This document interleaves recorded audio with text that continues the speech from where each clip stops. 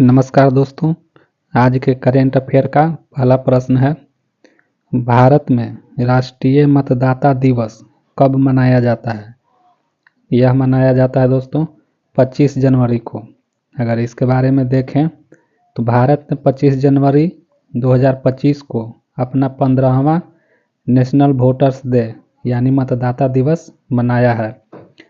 तो 25 जनवरी 1950 को election commission की स्थापना हुई थी। उसी के उपलक्ष्य में 2011 से हम लोग के यहाँ मतदाता दिवस मनाया जाता है।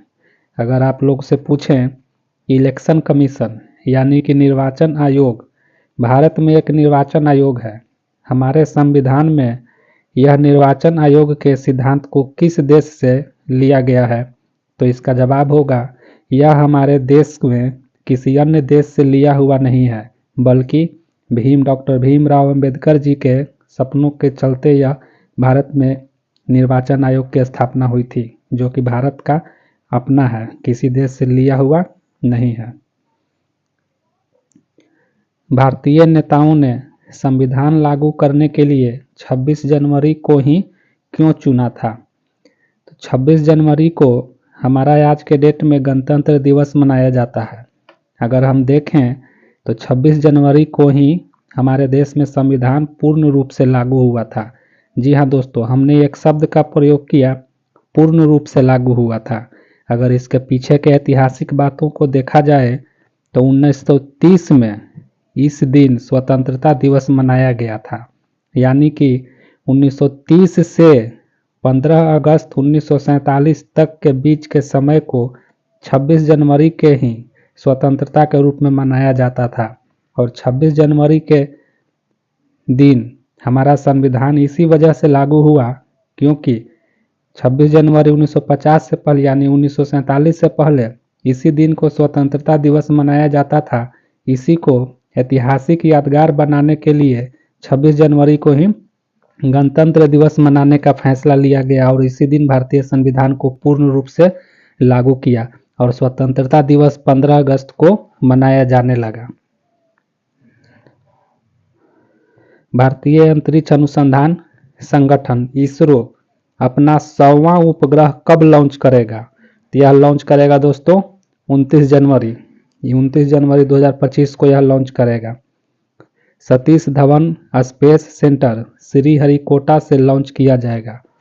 इसमें GSLV F-15 लॉन्च व्हीकल से NVS-2 यानी यह एक नेविगेशन सैटेलाइट है, इस सैटेलाइट को लॉन्च किया जाएगा।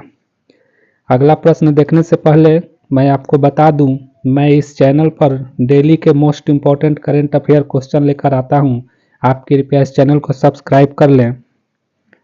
अगला प्रश्न है, 2025 में एस्टैक आउटस्टैंडिंग सर्विस अवार्ड से किसे सम्मानित किया गया है? यह सम्मानित किया गया है दोस्तों मृत्युंजय महापात्रा जी को। भारत के पहले मानवीय जलमग्न मिशन का नाम क्या है? समुद्रयान। भारत का यह पहला मानवीय जलमग्न मिशन है दोस्तों। इसके बारे में अगर देखें, इस मिशन के तहत भारत का पहला मानव संचालित गहरे समुद्र में उतरने वाला समरसिबल मत्स्य 6000 यानी कि इसका नाम है समरसिबल मत्स्य 6000, इस डिवाइस को तैयार किया गया है। इसमें मानव रहेंगे और इसे 2026 तक 6000 मीटर की गहराई में समुद्र में भेजने की योजना है।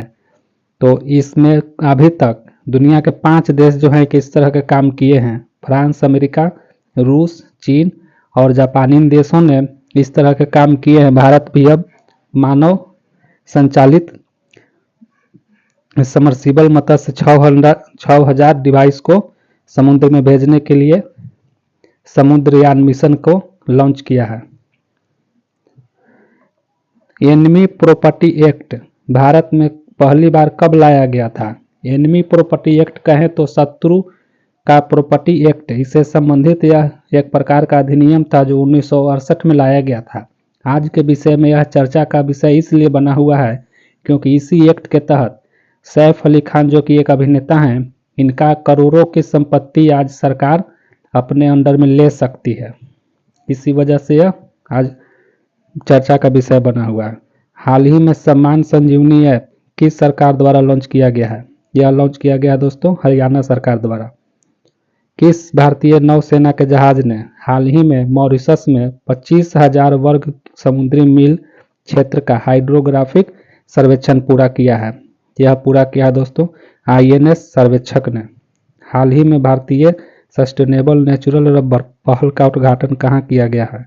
यह किया गया है कोट्टायम केरल में। हाल ही में चर्चित बैंगई नदी किस राज्य से संबंधित है? तो यह संबंधित है दोस्तों तमिलनाडु से। यह इसलिए चर्चा का विषय है क्योंकि हाल ही में मद्रास हाई कोर्ट ने बैंगई नदी प्रदूषण रोकने का निर्देश देते हुए तमिलनाडु के 5 जिलों में एक्शन प्लान लागू करने के आदेश दिए हैं।